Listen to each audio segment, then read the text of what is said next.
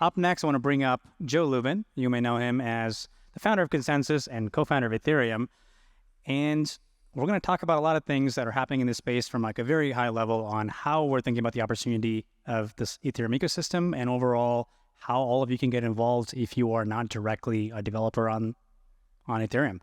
We're going to cover a bunch of these things and sort of what Consensys is doing, and you may have heard of a lot of their products like MetaMask and Infura. We're going to talk about what the future of those products looks like.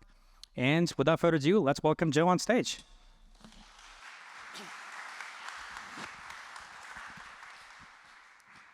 Hey everyone. Thanks, Kartik. I'm excited to have another chat with you here in public. A lot of my questions are very high level, so we're going to keep things simple and easy. So let's start off with the SEC. Good joke. No, but actually, seriously, how do you think about this crypto versus government battle? We've seen a lot of that heat up in the last few months, and something we've been seeing over the last decade. Any kind of long-term thoughts on where that nets out, or how do you sort of see that evolve? Yeah, so to keep it simple, we were more worried a few months ago. We are less concerned now. Why is that? So the executive branch in the U.S.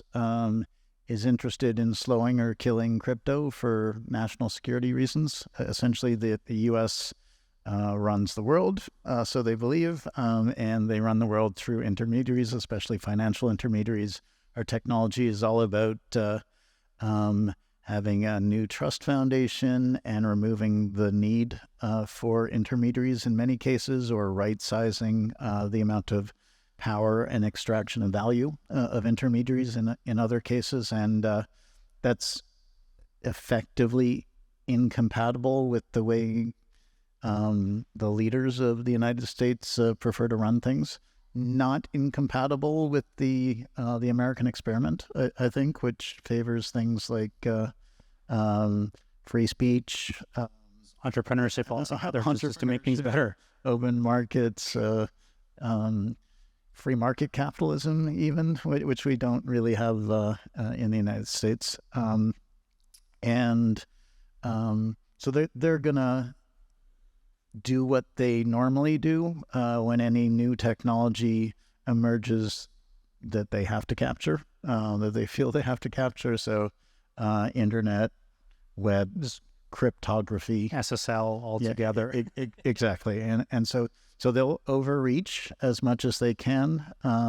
And the legislative branch of government will split 50-50 to some degree, and they'll battle it out a little bit. And we're seeing clear heads prevail in the judiciary, as one would expect. And so we'll get unbiased reads of the laws and scrutiny of behavior of different agencies. The Supreme Court is looking like they're not pleased with how certain agencies are behaving. So there's this notion of deference to agencies, meaning, hey, the agencies are, SECs, et cetera, are experts. They must be good people. They obviously know what they're doing. We're going to give them leeway to make rules. And the Supreme Court is recently pushing back on deference and sort of maybe eliminating that approach to how the judiciary deals with them. So the Ripple XRP ruling was very favorable to centralized exchanges and wallets and anybody who cares about doing things with tokens. We were concerned that there might be FUD rulings. Gary would wave his arm and declare all tokens officially illegal, according to the SEC, and that would be a bit problematic for our business at MetaMask. It wouldn't be catastrophic because we're in nearly 200 countries around the world, and so we would lose a decent chunk of our revenue, but we would continue to operate, and we'd emphasize other places. So bottom line, we can, as an ecosystem, we can continue to operate globally and in the U.S. Kind of unfettered, with much more attention to rigor around decentralizing things, because when things are decentralized, then the Securities Exchange and Centralization Control Commission, that's what they're there for. Centralization is something that needs to be regulated, and as long as we design as we should and execute as we should in our ecosystem, then the SEC can't do that much in a sane world now. So that's hope. Do you think that this was just the play that had to be in this timeline? Like it just had to take these many years to figure out how people sort of get more comfortable with understanding what's going on at the higher levels of the government? Or is it that it's just a one-off case that, hey, the Ripple case sort of kind of won the case law here on what the definitions are, but it may not actually mean that everything else is fine too? Yeah, so the timeline's interesting. I and others felt at the beginning of this adventure that we're doing some things that are going to lead to a clash of civilizations. One based on centralized top-down command and control trust, the other based on this new invention, decentralized trust, and they're the incumbents, and they've got the guns, and but we got the people. The plan, if there was a plan, was to keep our heads down and build and see how far we can get before they really take notice. And thank you, Sam Bankman-Fried and others. So CeFi essentially made things a little more difficult for us, but especially recently. Yes. Yeah, exactly. And so going forward, I think we knew the clash would come. We knew we had to land the technology in the social legal systems around the world, and it'll land differently in the U.S. versus Russia versus China versus North Korea. North Korea loves the technology, obviously, for their own purposes. I think the way it ultimately unfolds is that we recognize that the old world has cohorts that need to live their lives in the way that they're comfortable, and we need infrastructure that enables that for another who knows how many decades. And at the same time, our technology can make the traditional world operate better, offer more options or opportunities, and we should be free to choose to live our lives more. Doing things in the rigorously decentralized space if we want to, and so those two pathways of existence should operate in parallel, and they'll interoperate, and I think it's going to be fine. I think that's a very refreshing perspective. Usually, it's a zero-sum kind of statement that we usually hear from both sides.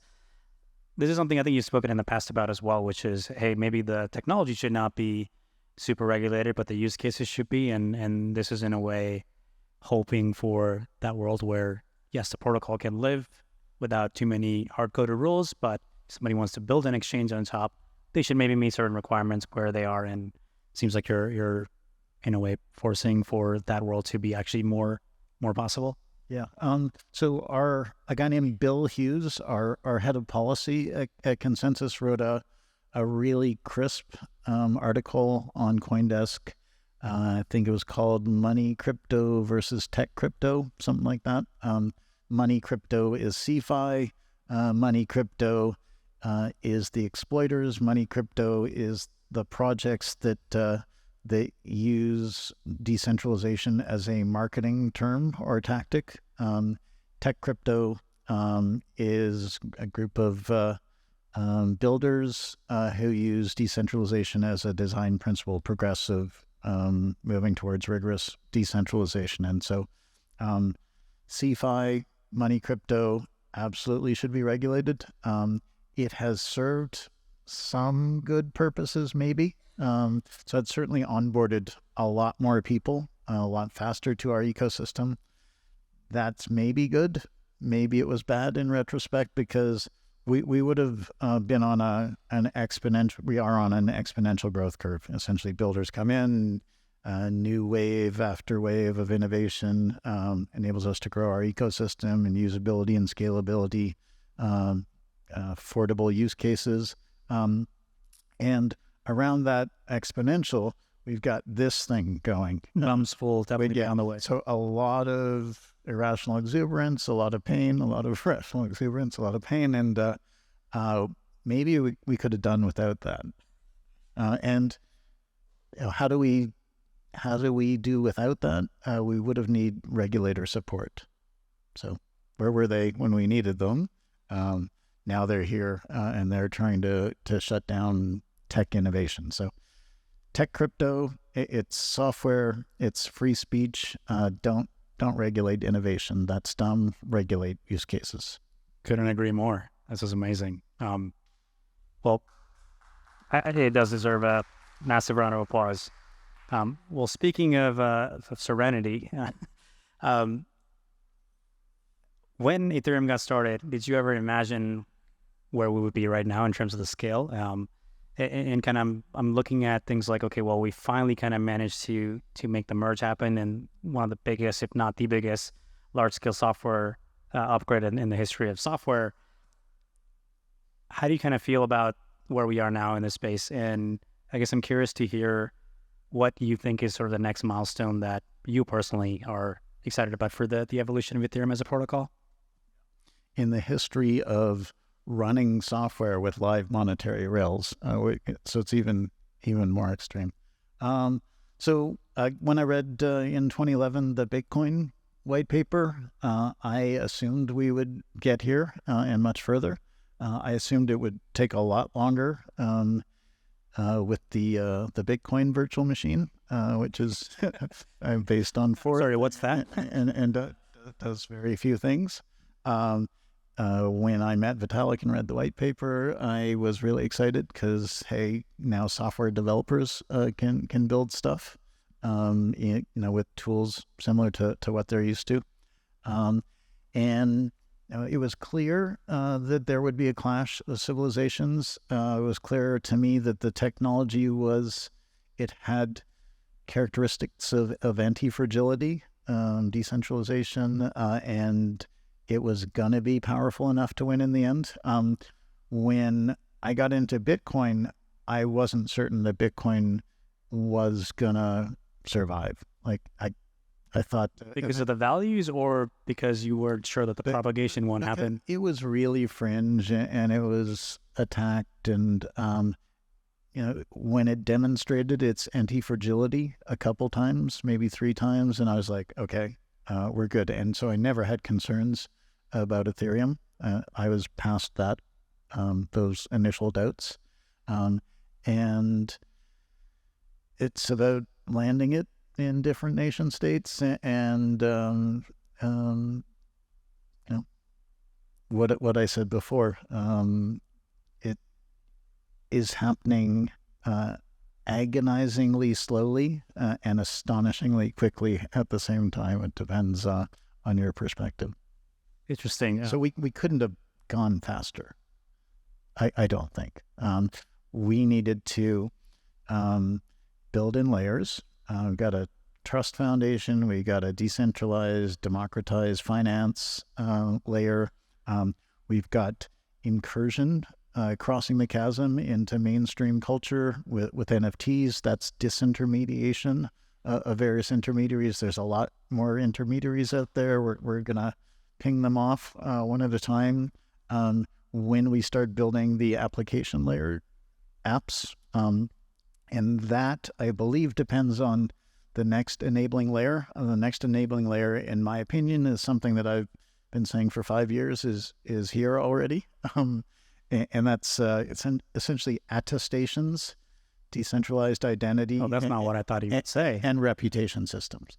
Interesting. So we've already got a lot of block space, and that's going to sort itself out. So we're modularizing, we're submodularizing, scalability, affordability is coming. We can now build applications that would have either broke Ethereum or would have been too expensive on layer 1 Ethereum. And so many more use cases are now economically viable. But we need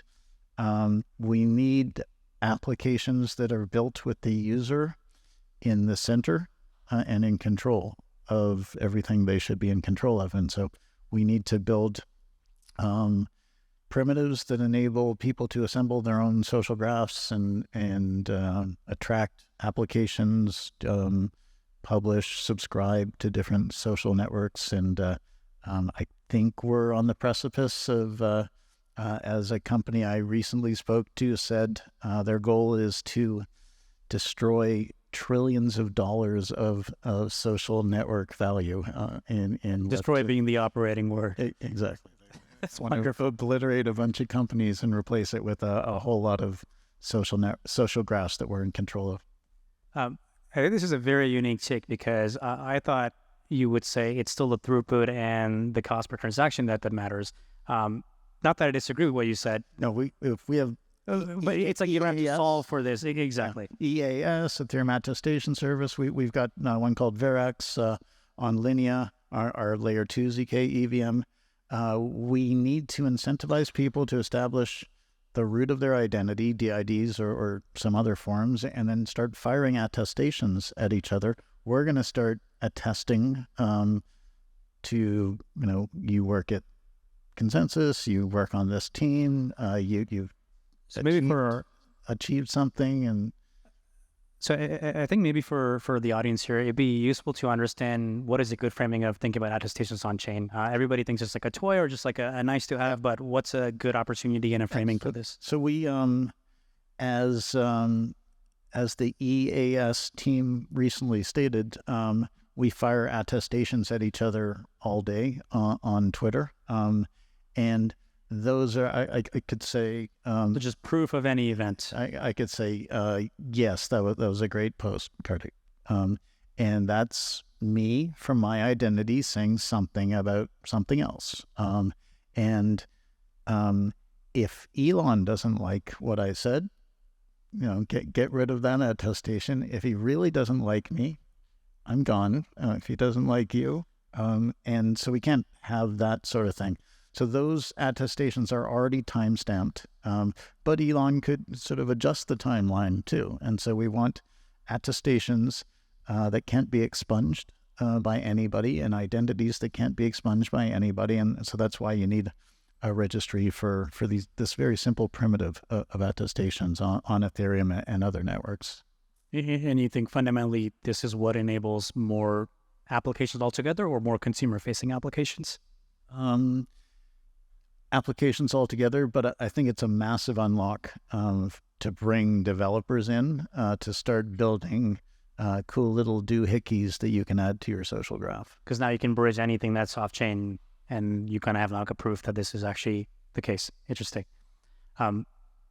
Well, speaking of kind of the evolution on another thing, let's talk about Consensys. What was kind of the founding reason when you started the company and what would you say like the motto and the goal is now and kind of how has that changed over time? So I worked on the Ethereum project for a year and setting up the Ethereum Foundation during that period. And it was about, and a lot of people were shy of the United States at that point because the United States liked to put people in jail for creating their own currency. Yeah, if you think things are bad now. Yeah, well... it was just really uncertain at that point.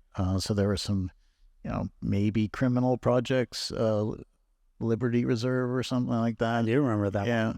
So we didn't want the United States to to have the FBI waiting for us when we landed JFK and tackle us to the tarmac and make a big spectacle of the Ethereum project. And so we set up shop in a country that appreciated free speech, freedom, democracy, things like that, privacy, a little more than the United States did. So that was Switzerland. That was a safe and smart, good move at that point in time. And it was a time when these were serious issues. There was real fear around setting things up. So Consensys started a year in, essentially to continue the vision and mission of Ethereum. And we didn't know what that meant. Essentially, it meant to do whatever it took to foster adoption. We did splashy things. Our marketing was about ecosystem, not consensus. We wanted to build products. We incubated a lot of projects. We invested a lot of invested in a lot of projects. And it was a very immature technology. And so all these products. You had to prove what would be possible for everybody else to see. Yeah. So there were no developer tools. There was no ecosystem, really, for a long time. And so all of that had to bootstrap itself. And we played a part in bootstrapping it with things like Truffle back in the Truffle, Infura, MetaMask, Diligence. Is that still the goal now, or what's the priority? So the goal is really to bring into reality a much more maybe ubiquitous decentralized future. And so it's about enabling people and organizations of any size to have economic and political agency. So it's to achieve the paradigm shift to decentralization. When you go and tell this to a potential enterprise, what's the reaction for why would they want this, or should they actually care? Well, we used to use the term enterprise to mean something like JP Morgan or Microsoft. Now it means something like Compound or Aave or... Oh, that's a really good... Yeah, it just clicked. You're right.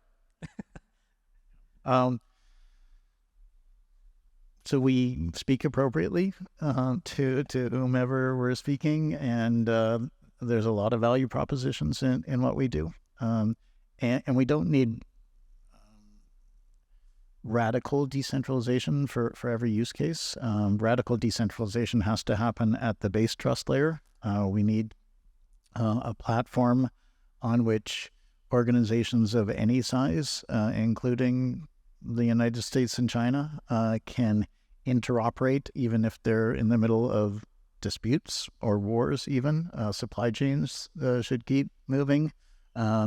If they want to create a little treaty, any nation state, treaties are kind of bullshit because you can just apparently withdraw from a treaty anytime you want. I did not know that. It happens all the time, especially the weapons ones. Yeah. So if you have treaties written on an apolitical network that nobody can really control, then you could put billions of dollars of stake at stake. There might actually be utility for the United Nations at some point where it can be an adjudicator of certain things that have real financial import to people. So we need base trust layer, and then DAOs and other things can be less decentralized. And if a supply chain, if Walmart wants their own blockchain, their own layer 2 or layer 3 or something like that, it doesn't need to be as decentralized, but it's really nice that it can have essentially the full the ability security, to lock in the full security guarantee of Ethereum. And I know we need to get more decentralized in the L2 and eventually L3 space, but that'll happen. I think it's a really good way to think about sort of what the next decade could look like. Consensys has given us so many amazing products that kind of help bootstrap a lot of where we are now. So I guess I'm curious to hear about maybe more updates on how things are going for certain these products. So I want to kind of learn more about what's happening with MetaMask and Infura. You kind of talk about the new zk Sync Layer 2. Let's dive into each of those and give us updates on where they're going. Yeah, so taking a high-level view of this, for us, it was about standing up the ecosystem. So we needed to build tools that developers could use and do valuable things with. We stood up Infura initially because we had a whole bunch of teams building their own test nets inside of Consensys. And so some smart, cool people said, why don't we have our own test net? And then we offered it to the world at before DevCon 2, so somewhere in there. And that became a heavily used resource because before that you had to basically run a node and tell your the users, a billion users of your application to download the Ethereum client and sync it for 24 hours or however long it took, and then you could use the application. So that was obviously not so viable. And Infura grew up constantly trying to stay up to speed because the changes were complicated and fast. So we wanted to decentralize Infura early on, but we were more concerned about performance and effectively we were comfortable paying the AWS bills for the industry for quite a while to just grow the industry. Infura is now progressively decentralizing itself. So we have a bunch of launch partners, and it's going to happen real soon that Infura becomes a federated network initially. So permissioned because we need to make sure everything works, sort of load balancing at the RPC level. And we think that'll get launched pretty soon. Small number of months. That's a big update here. It's a big update. Not an official update. So very, very fuzzy language there. Soon. And then I think that might last about 6 months, maybe longer. We've got protocol design and our crypto economics team figuring out how to properly decentralize all of that. So the value of decentralizing Infura being not one single instance is routing all the traffic, or is so it'll be more robust, but same level of performance. So we know we can do that now. We can achieve the same level of performance, which was kind of a blocker up to this point. So with respect to MetaMask, again, product market fit, we benefited from having lots of users and an intense focus on security. So we just an astonishingly brilliant, deep team. We've been working on our Snaps plugin architecture for lots of years. It just went live recently. Just went live last Monday, I believe. And Snaps essentially enables anybody to write a widget, a piece of code that you can load at runtime into your MetaMask, and you can access any other protocol. So you can put your Bitcoin, your Doge, your Solana in your MetaMask now, your Sol, and you can message people. App developers can message their users, and there are transaction inspection tools and security tools that are already out. So we got 34 snaps that we've diligenced, so that we've security audited, and it's still a permissioned system for a little while. It will go fully permissionless, and so with both Infura and MetaMask progressively decentralizing, we're nearly at the point where we're not the gatekeepers at all, where any developer can launch their own front end as a snap and launch their own back end in the decentralized Infura protocol called Decentralized Infrastructure Network, DIN, and that will, I believe, lead to a flurry of developer activity and just accelerate decentralization. So in the case of, it's very easy to understand and follow how Infura gets decentralized, but in the case of MetaMask, it's the plugin infrastructure that lets people add abilities, and that's the piece that's becoming more open. So that's one element of progressive decentralization. The other element is enabling MetaMask core to be either fully governed or more heavily governed in a decentralized fashion. Interesting. I'll have you all parse that. Yeah. It's dangerous though, because if there's a lot of side effects. Yeah, if the wrong people, the software supply chain is potentially vulnerable. The kill chain, we're working with lots of security tools that are trying to set up posts on the kill chain to protect users from different kinds of exploits. And so if our priority is security, then we have to decentralize the core very carefully. Absolutely. But decentralizing, anybody can essentially declare MetaMask their product because their widget guarantees their snap is in there. I can build an application on Mac OS, and that's all people see really. My application for that moment that they're paying attention to it.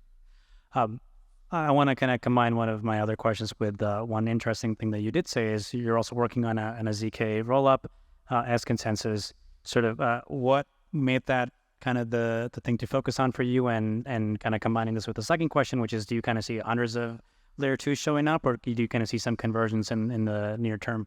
Yep. So we do a lot of R&D. We do a lot of work on things like formal verification, a lot of protocol work. We've written some important EIPs, had a huge role in the merge and other forks. And we've been doing ZK work for a number of years, and our head of R&D said, hey, we can do this. So that's why we did it. And we made the decision to do it, which took resources from other things that we were doing, because it was critically important to establish a beachhead in the layer 2 space, layer 3 space. It was part of, I considered it part of the evolution of the Ethereum protocol, to have presence in that region of the Ethereum protocol, the extended metropolitan Ethereum protocol. And there'll be certain kinds of transactions that happen at layer 1 in the decentralized future, and there'll be lots of layer 2s, and there'll be lots of layer 3s and 4s, etc. I think blockspace will break out into different categories, different levels of security. There might be regionalization, perhaps. Switzerland doesn't like certain data to move across its borders, so we're going to need to pay attention to things like that. And these different layer 2 ecosystems are built on different technology, similar technology. I don't think anybody wins on performance. Just be table stakes. And I think we're gonna all like zero in on pretty good performance for the use cases that we need to support.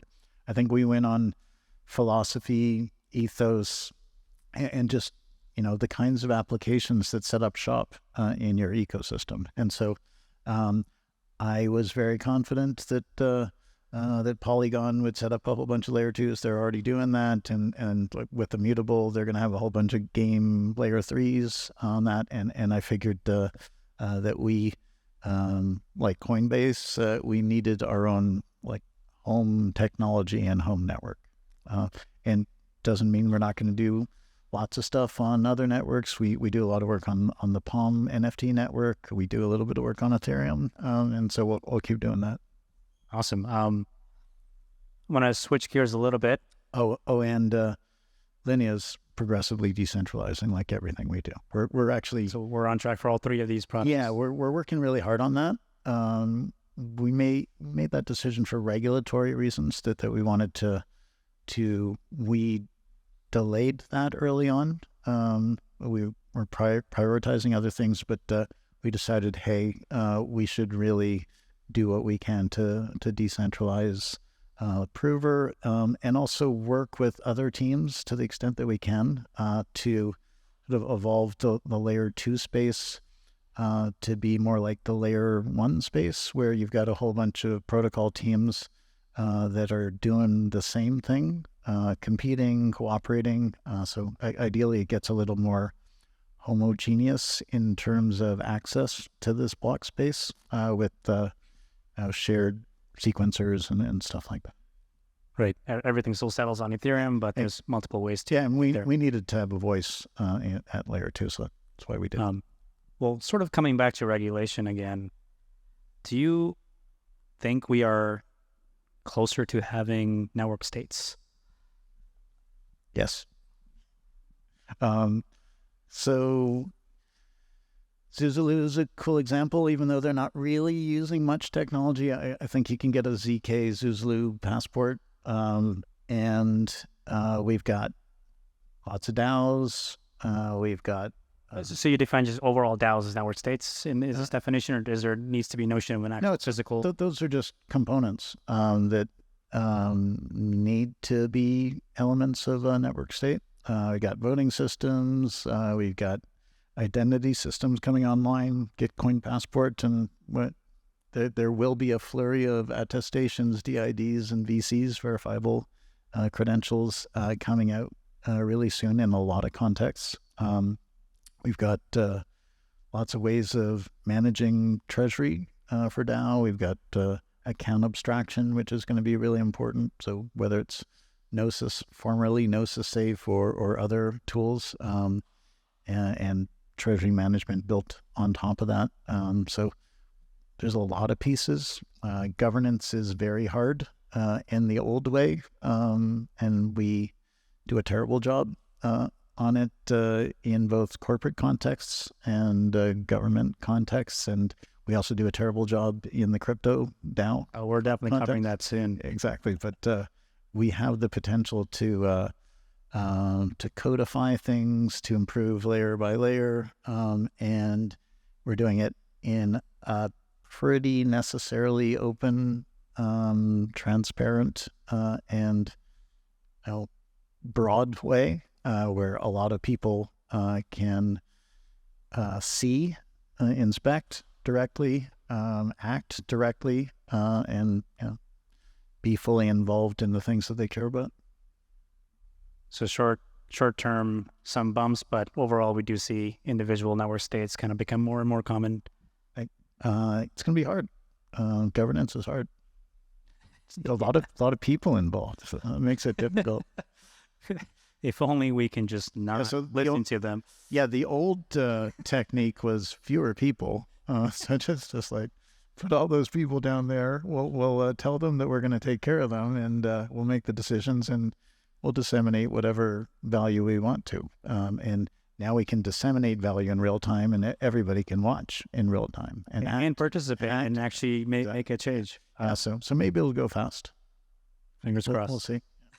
Well, my last question to you is, as I was kind of thinking about what was an interesting way to kind of ask you this, I realized that most of us have seen ups and downs of crypto, but you've seen literally all of them, having been here from the beginning. So I guess I'm curious about, having been here for over a decade now, how do you kind of generally stay motivated, or kind of what gives you that hope that we are going to get to where we want it to be and what we originally thought of, and any practical advice for people to continue building in this space?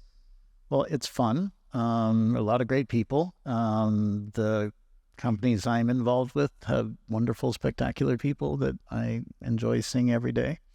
The world is breaking, so it's important that the world not break. Well, it's important that the world break in appropriate ways and evolve to be a better world. There's a new hot technology on the block, AI, that will, if not properly married to decentralized protocol technology and decentralized governance, will likely lead to some weird singularity where somebody gathers a whole lot of talent and a whole lot of compute and data and storage, bandwidth, etc., and they create the most powerful tool in human history for centralizing power. That would suck. And so I've been spending a lot of time looking at projects, talking to people about how to make sure that the AI world is built in a decentralized fashion. So open source AI is doing a pretty good job. I don't know that it wins in the end without figuring out how to necessarily rely on decentralization.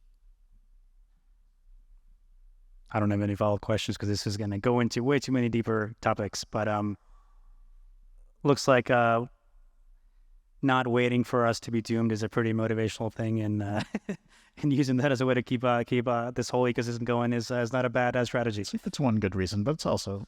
It's a privilege. No, I couldn't agree more. I think just seeing all the amazing things that have come out on a weekly basis for the last 10 years, it still blows my mind that that's still happening. So thank you for kind of helping start a lot of this, and I really appreciate you taking the time. You too. You've been doing great. Thanks, everyone. Awesome.